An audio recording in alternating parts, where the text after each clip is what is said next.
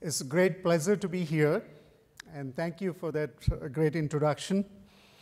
And I'm very happy to talk to this audience, which is actually related to the work I do, however, somewhat away from my day-to-day activities or regular activities. So it's kind of nice to see that we are able to come together at this forum on a topic of great national interest. The word combustion, and I will explain a little bit more as I go along, has a lot to do with biofuels. How we do combustion has a lot to do with biofuels.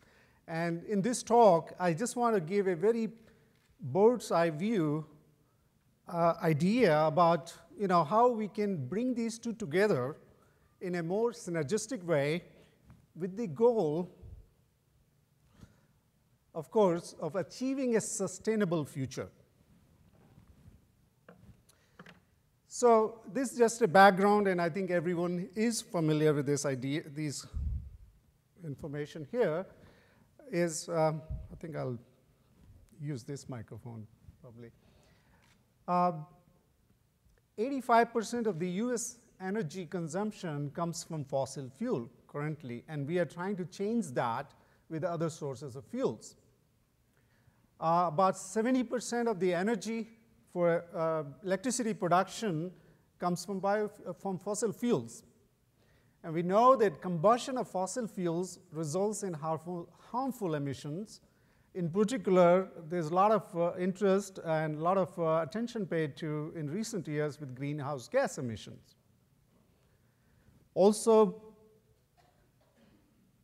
transport sector is a major consumer of petroleum fuel, and which is a significant burden as far as the economics, the import cost for this country goes. So that's why we are doing biofuels. But whether we do biofuels or fossil fuels, we still have to go through combustion to generate what we ultimately want is power or heat. And that's what I'm going to talk about. It still tells us that we need to have clean, efficient, and fuel-efficient combustion systems. So what is meant by combustion systems? I just took, there are lots of them, and I'm going to focus in this talk on liquid fuel combustion systems. Almost all of the aircraft engines operate on gas turbines, and they require a liquid fuel. A lot of the industrial burners operate on liquid fuel. And of course, we know the automotive sectors, all of our cars and diesel engines are driven by liquid fuels. So that's combustion system context that I'm going to be talking about. Well, combustion is as old as human beings. We have, this was perhaps, or the creation of fire was perhaps the first discovery humans made. So the question comes, what's new in combustion? Do we really need to do combustion? Well, first of all, let's just understand what combustion is. It's a sequence of chemical reactions, and those are exothermic reactions.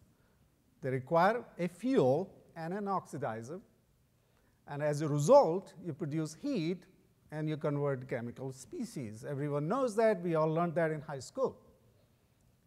The key part is, as much as combustion involves chemical reactions, from an engineering point of view, from a practical point of view, how we bring fuel and oxygen together has a lot to do with what you end up achieving with the combustion process.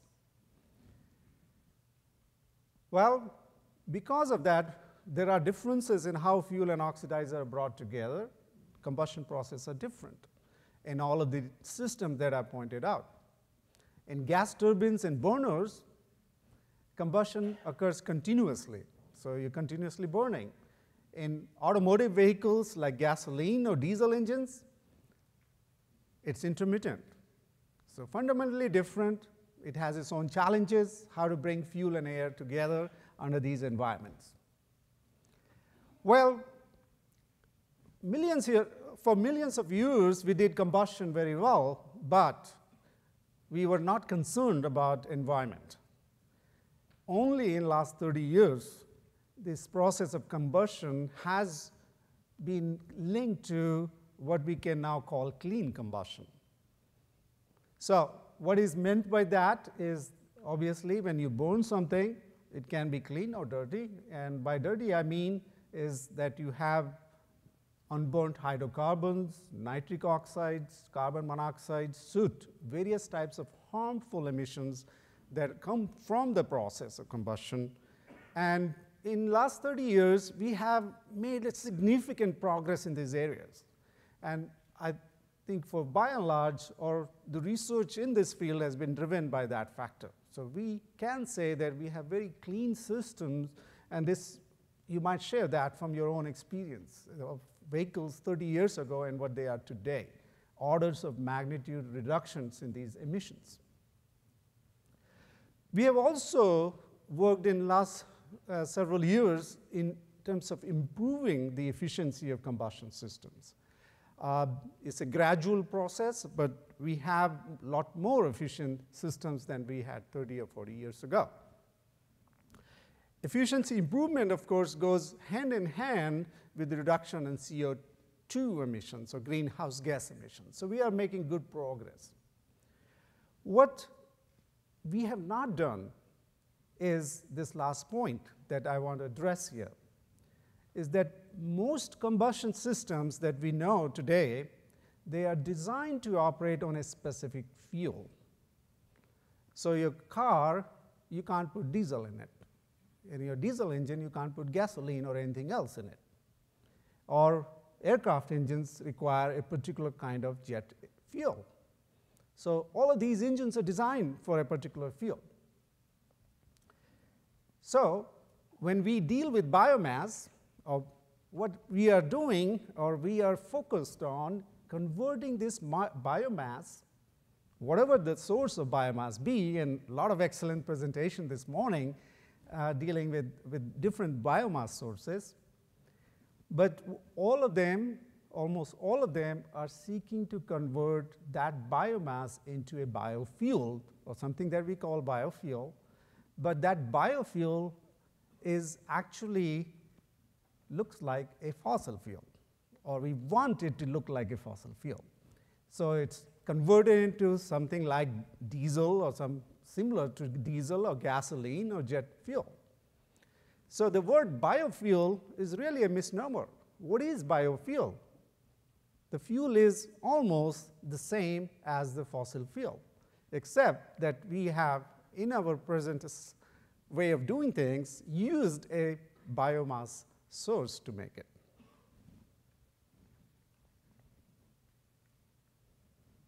So why is this not going forward?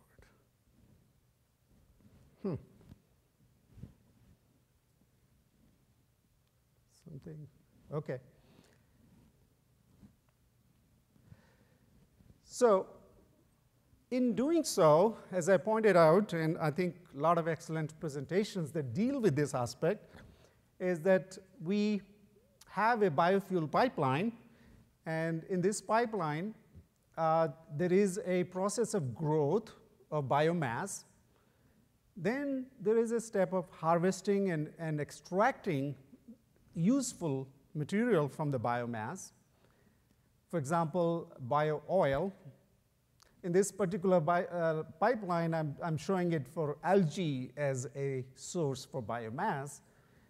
All right, once you got oil, then it goes through a transesterification process, and then you get biodiesel. A number of steps involved. They all require significant amount of energy input from external sources. Not only that, the products, some of these products could be a nuisance. For example, glycerol. That's a byproduct of biodiesel. It actually can be a waste product, or it may not be a usable item or valuable product. So somehow this system, which is an extremely long, lengthy, time-consuming, costly, and most importantly, environmentally not friendly process. You go through this to convert the biomass into biodiesel in this case, because that's how we think the combustion system requires. That's what we need. Okay, so it's not very sustainable.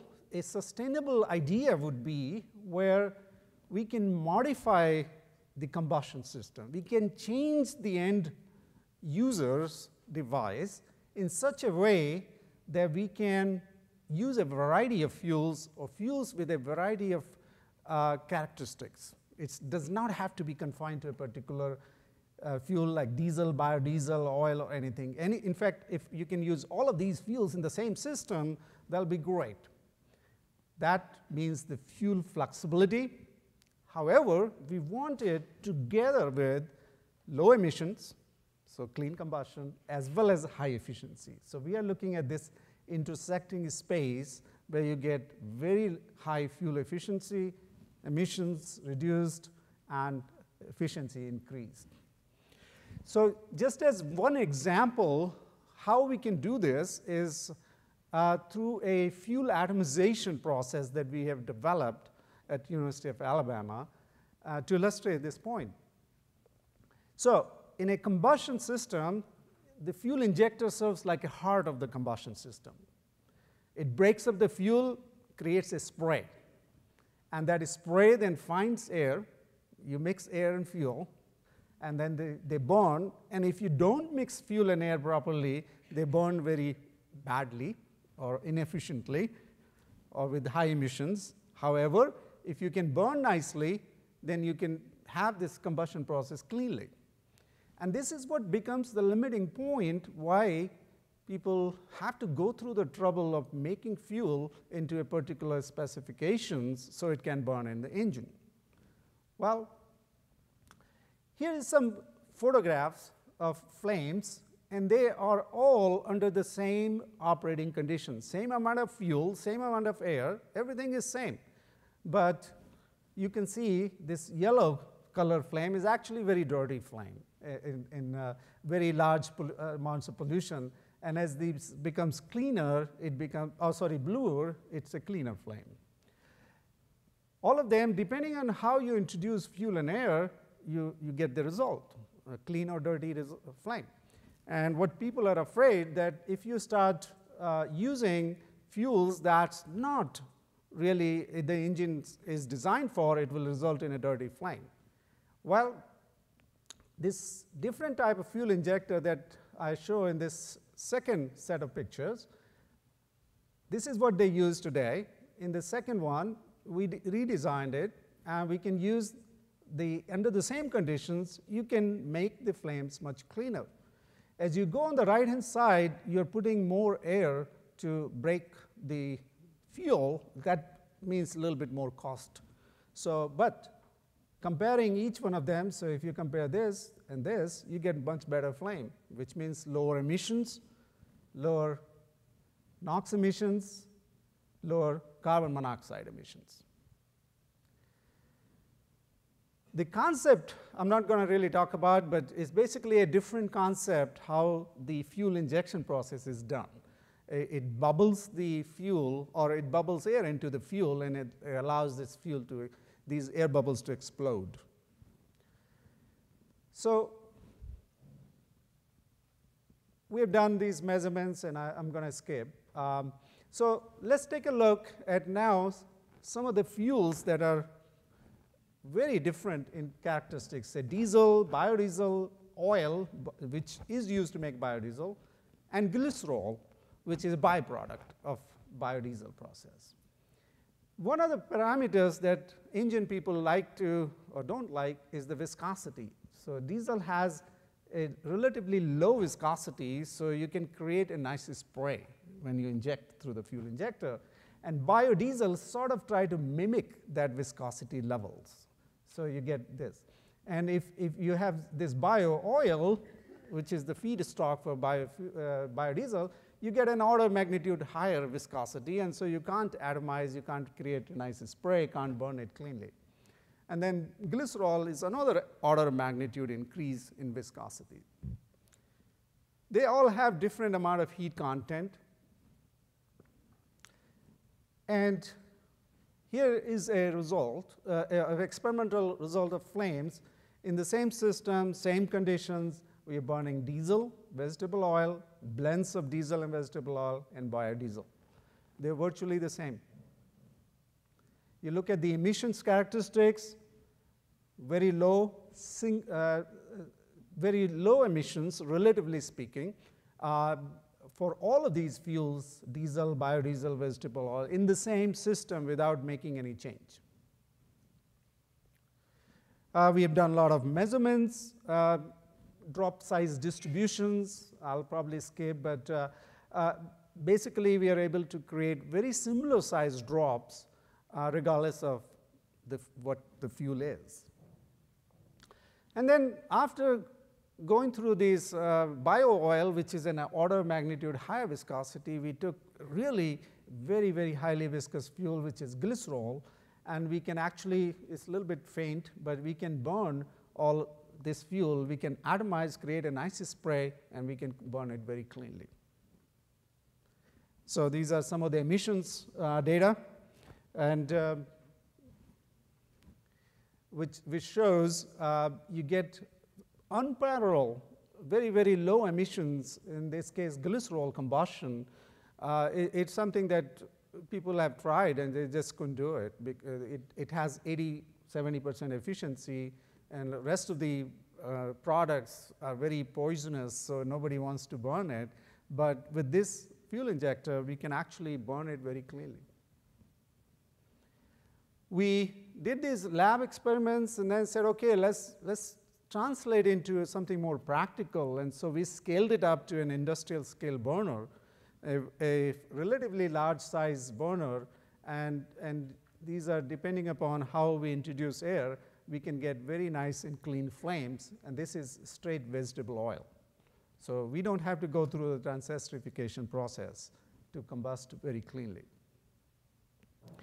So I would put some concluding remarks here. And what we see, and this is just one example, we're doing similar work for in a number of different areas, but we see that fuels with very different properties can be utilized cleanly and efficiently in the same combustion system. Same engine can potentially utilize very different fuels. And so with that concept, what we are really promoting is this idea of fuel flexible combustion systems. It offers the opportunity to reduce the total life cycle cost and enhance the economic viability of biofuels, because you can reduce the number of steps, you can reduce the number of processes that one has to go through to get to that exact fuel that current engines utilize, make the engine fuel flexible. It simplifies the overall process, and in that way, you can use biomass a lot more efficiently and effectively, and without creating a lot of environmental waste that we don't often talk about as we go through the biomass cycle. What does that mean? It really means this, that we have to do these things together, meaning that we need to take the user's perspective, or users have to understand how and what kind of fuels can be created or utilized, and so that you don't waste a lot of energy in processing the fuels or in going through the intermediate steps. Some steps will still be needed. We can't completely eliminate the intermediate steps, but we can simplify the overall process. So here's the ultimate one could reach. The ultimate is that all of the energy ultimately is coming from the sun, the photons, and of course the water and the CO2 from the atmosphere. And through the photosynthesis process, we convert these ingredients, as you may call, into some kind of photosynthetic biofuel and perhaps some chemicals. And the word photosynthetic biofuel I'm referring to, and this I'll just read, the concept of photosynthetic biofuels, it simply means that the direct application of photosynthesis to generate fuels and chemicals. So you have a plant species that is employing photosynthesis to make fuel and chemicals in such a way in this process where a single organism acts both as a catalyst and processor, synthesizing and secreting and producing ready-to-use product. So you have a product which is ready to use. And this product, I can just feed into my combustion system, which is a clean, efficient, and fuel-flexible combustion system. And this is an ideal situation, and I think it is a direction that I like to propose. And I think it is, at least from the combustion side, we have shown that we can be a lot more flexible than what we have been so far. And that makes new challenges and interesting, offers new challenges and interesting opportunities. So with that, I'd like to acknowledge a lot of the work that has been funded at the University of Alabama by Department of Energy, and some of the students have been supported by Department of Education, and these are students involved. And with that, I will stop for some questions.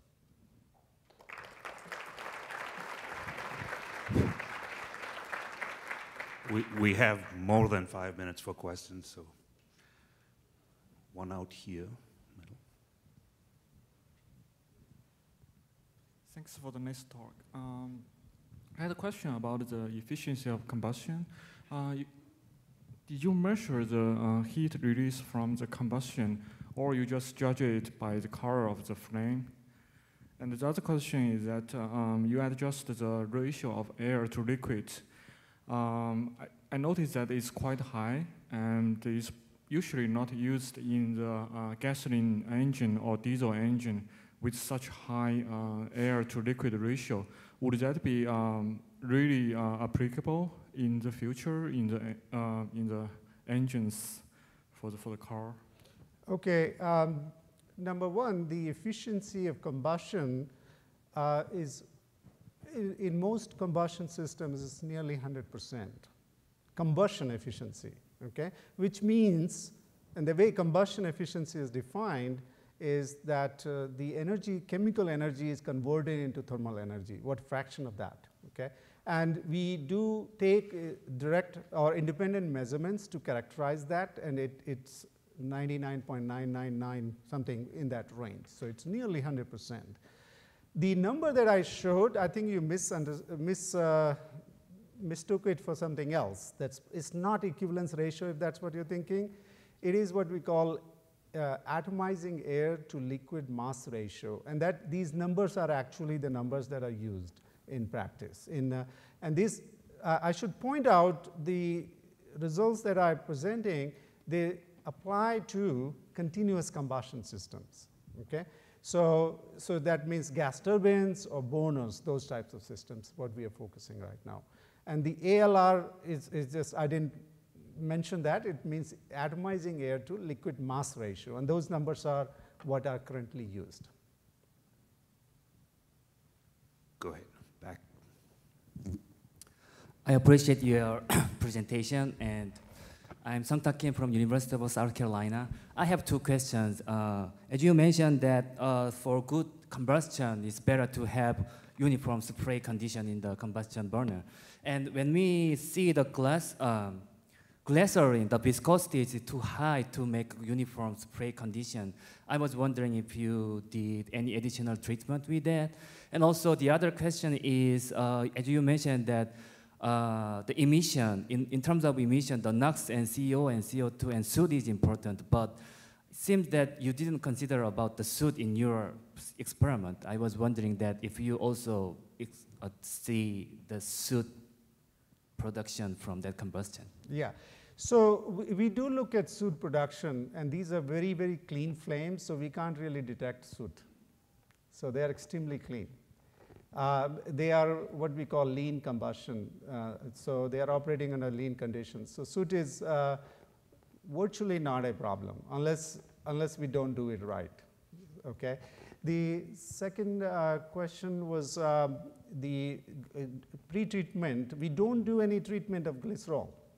So it's the same systems, same injector that we can operate diesel as well as glycerol without any treatment. And that's remarkable. Was there a question back here?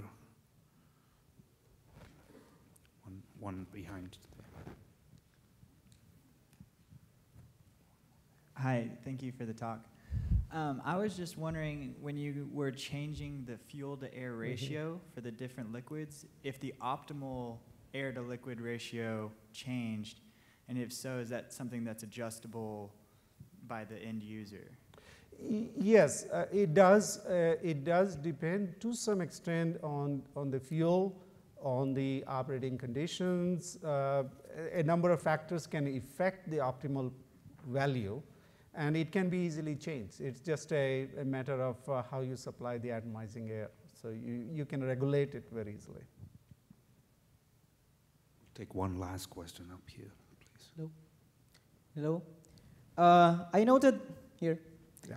I noted that you said the process of converting biomass to liquid fuels is environmentally not friendly, but in your experiments, the proposed configuration of the combustion engine, you use liquid fuels in your tests. So how would you harmonize your idea of modifying the combustion engine with your claim that the process of producing liquid fuels from biomass is environmentally not friendly, when in fact you use those liquid fuels in your test?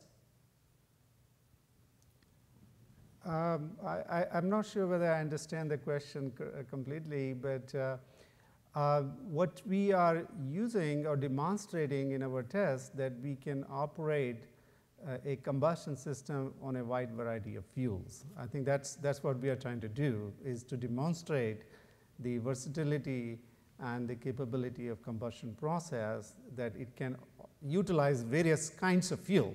Now, where those fuels will come from eventually, I think that's a question people in the biofuel pipeline will determine.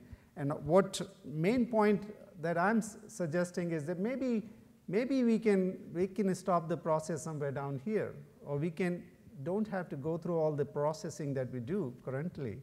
Maybe we can reduce those processes, and since we are coming from this end, we are modifying our combustion system so it can operate on fuels at this stage of the biofuel pipeline. That's what we are suggesting, and the fuels that we use is for illustration purposes, of course. I mean, we have to do experiments, so we have to use something. Well, please join me again in thanking Professor Agrawal. Thank you so much.